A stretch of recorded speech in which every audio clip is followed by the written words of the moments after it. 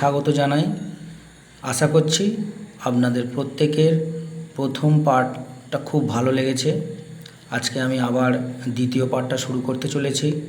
প্রথম পার্টে আমরা রায় ও মার্টিনের ফার্স্ট সেমিস্টারের যেটা সলভ করছিলাম বেলঘরিয়া হাই স্কুল তার 11 থেকে শুরু করব। 10 পর্যন্ত তোমরা যদি দেখতে চাও আমার প্রথম পার্টে দেওয়া আছে, সেটা দেখে নিতে পারো। আমরা এখন শুরু করব 11 প্রশ্নটা।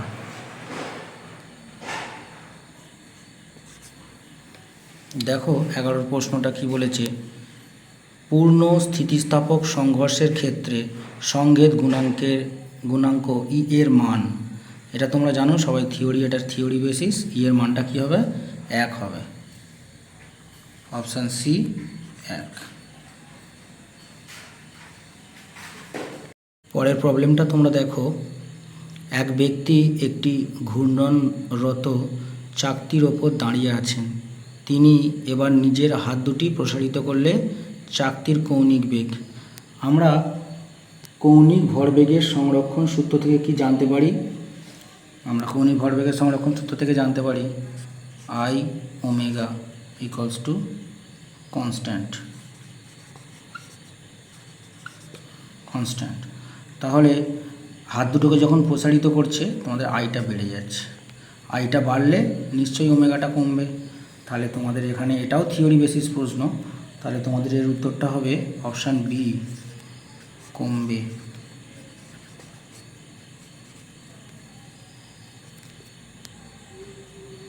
তেরো নম্বর প্রশ্নটা তোমরা দেখো। 1 কেজি 2 কেজি ও 3 কেজি ভরের 3টি কণা যথাক্রমে 1,2 আর 0,-1 এবং 2,-3 অবস্থিত বস্তু সংস্থাটির ভরকেন্দ্রে স্থানাঙ্ক বার করতে বলেছে। তাহলে দেখো, তাহলে আমাদের 13 অঙ্কটা M1 সমান কত বলে দিয়েছে? M1 সমান বলে দিয়েছে 1 কেজি, আর M2 সমান বলে দিয়েছে 2 কেজি, আর M3 সমান বলে দিয়েছে 3 কেজি। তাহলে তোমাদের আবার স্থানাঙ্কটাও বলে দিয়েছে। M1 এর স্থানাঙ্কটা কত বলে দিয়েছে? M1 বস্তুটার স্থানাঙ্ক বলে দিয়েছে 1 2, আর M2 বস্তুটার স্থানাঙ্ক বলে দিয়েছে 0,-1, আর M3 এর স্থানাঙ্কটা কত বলে দিয়েছে 2,-3।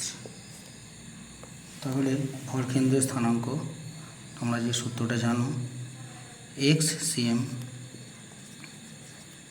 সমান M1 x1 plus M2 x2 plus M3 x3 by M1 plus M2 plus M3। তাহলে এখানে মানগুলো বসিয়ে দিলেই তোমাদের অঙ্কটা হয়ে যাবে। দেখো M1 এর মান কত? 1 ইন্টু x1 কত? x1 হচ্ছে 1 প্লাস M2 কত? 2, x2 হচ্ছে 0 প্লাস M3 হচ্ছে 3, x3 তোমাদের কত হচ্ছে 2 বাই 1 প্লাস 2 প্লাস 3। তাহলে এখান থেকে আমরা কত পাচ্ছি? 1 প্লাস 0 6 বাই 6 সমান 7/6। এটা XCMটা পেয়েছি। আমাদের কিন্তু YCMটাও বার করতে হবে। XCMটা তোমরা একটু টুকে নাও, তারপরে আমরা YCMটা বার করব বাই 6। এবার YCMটা দেখো।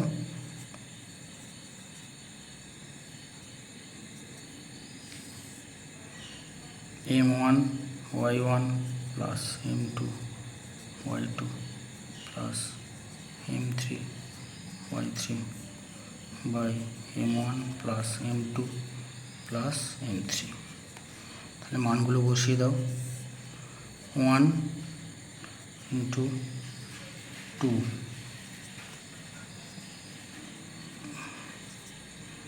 Plus 2 into -1 plus 3 into -3 by 1 plus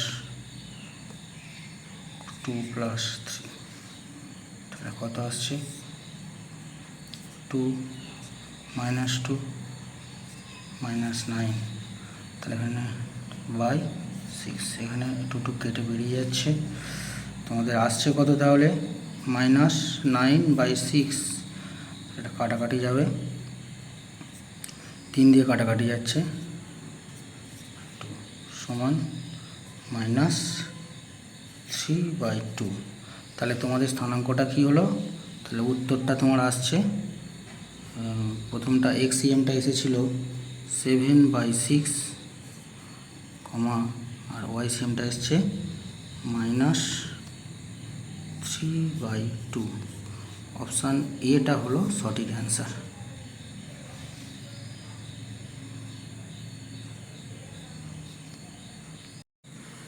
পরবর্তী সমস্যা যেটা আছে 14টা, দেখো একটি বল -F মূল বিন্দুতে ক্রিয়াশীল, 1, -1 বিন্দুর সাপেক্ষে ক্রিয়াশীল টর্ক হবে।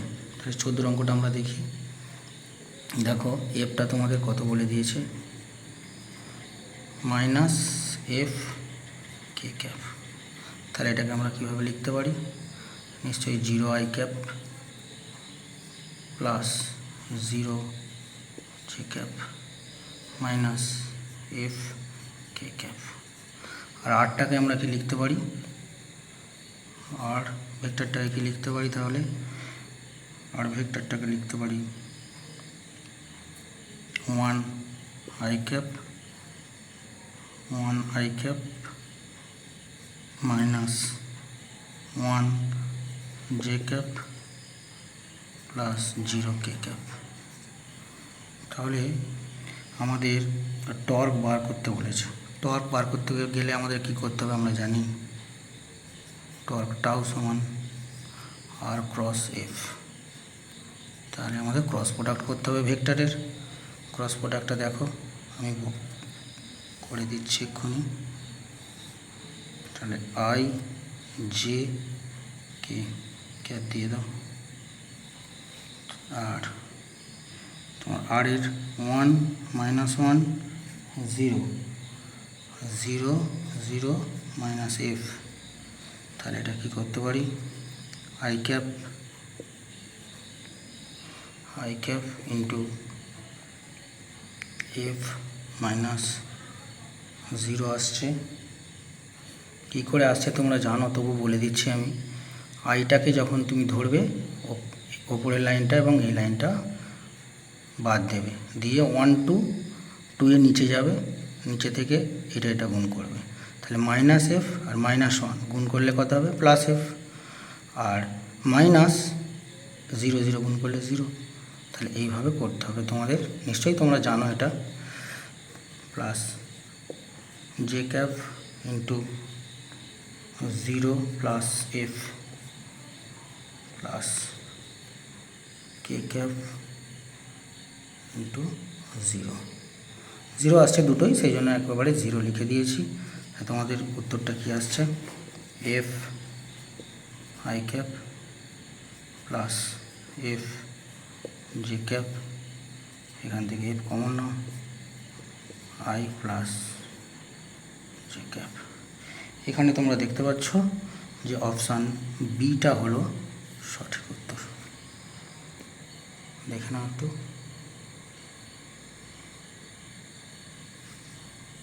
পরের প্রবলেমটা দেখো, 15 নম্বর যেটা আছে, এম ভর এবং আর ব্যাসার্ধের একটি নিরেট গোলকের জড়তা ভ্রামক 2/5 m/r² হলে তার চক্রবর্তীর ব্যাসার্ধ। তাহলে এখানে আইটা কত বলে দিয়েছে তোমাদের? আই সমান 2/5 m/r²। আমরা চক্রবর্তীর ব্যাসার্ধের আবার সূত্রটা যেটা জানি সেটা হলো I সমান এম কে স্কোয়ার। তাহলে এই দুটো এটা যদি এক দাও, এই দুটো সমীকরণকে তুলনা করলে কি পাবো? তাহলে আমি এম, এখানে কে হলো চক্রবর্তীর ব্যাসার্ধ, রেডিয়াস অফ জাইরেশান, কে হলো চক্রবর্তীর ব্যাসার্ধ, এম কে স্কোয়ার সমান 2/5 এম আর স্কোয়ার। তাহলে দুদিক থেকে এম কেটে যাচ্ছে, তাহলে কে সমান √2/5 আর স্কোয়ার, বা কে সমান √2/5 ইন্টু আর। তাহলে এই অপশানটা তোমাদের আসছে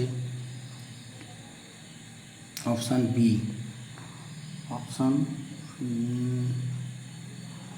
অপশান বি না, অপশান এটা হলো সঠিক, অপশান এ হলো সঠিক। দেখে নাও।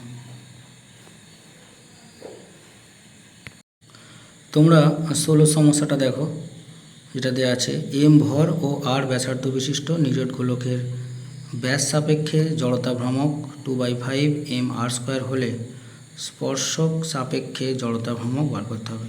এটা প্যারালেল অ্যাক্সেস থিওরেম দিয়ে করতে হবে। তোমরা জানো প্যারালেল অ্যাক্সেস থিওরেমে I সমান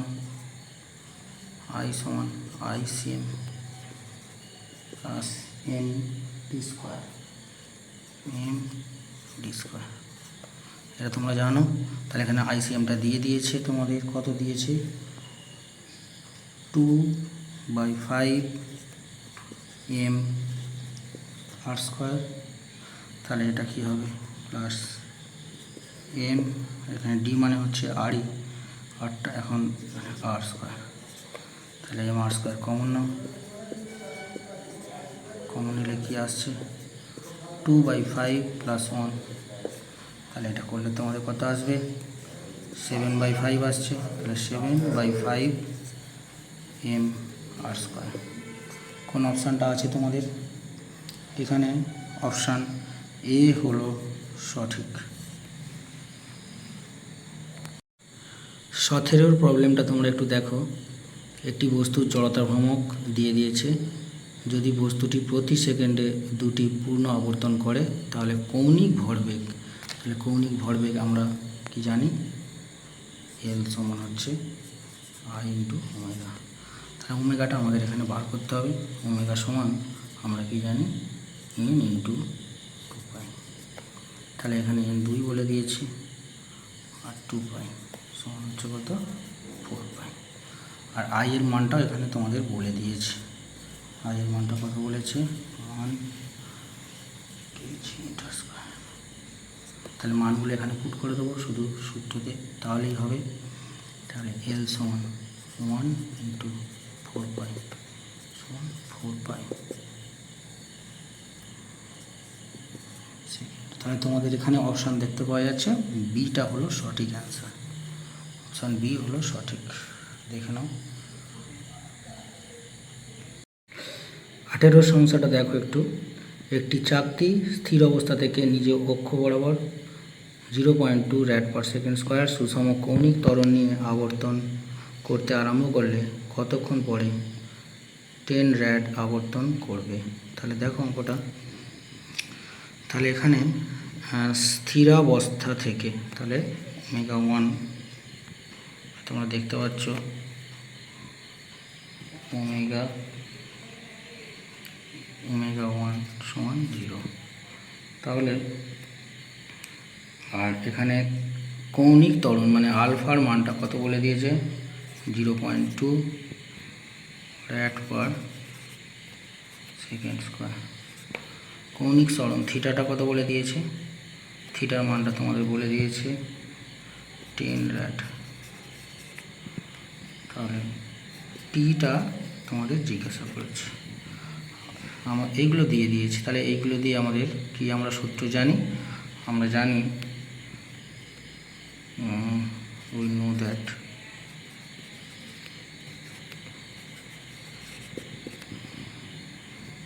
theta equals to omega 1t plus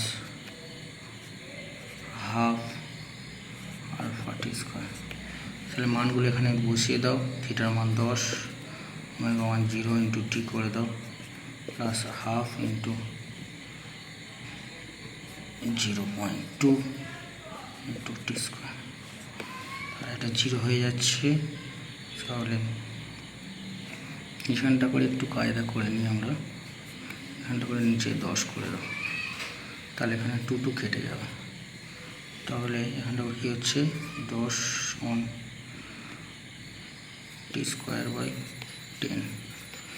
তাহলে টি স্কোয়ার সমান আমাদের কী আসছে 10 ইন্টু 10। তাহলে টি সমান √10 ইন্টু 10 সমান 10 সেকেন্ড। এখানে কোন অপশানটা আসছে দেখা যাক, অপশান বি। তাহলে অপশান বি হলো সঠিক অ্যান্সার। একটু দেখে নাও তোমরা।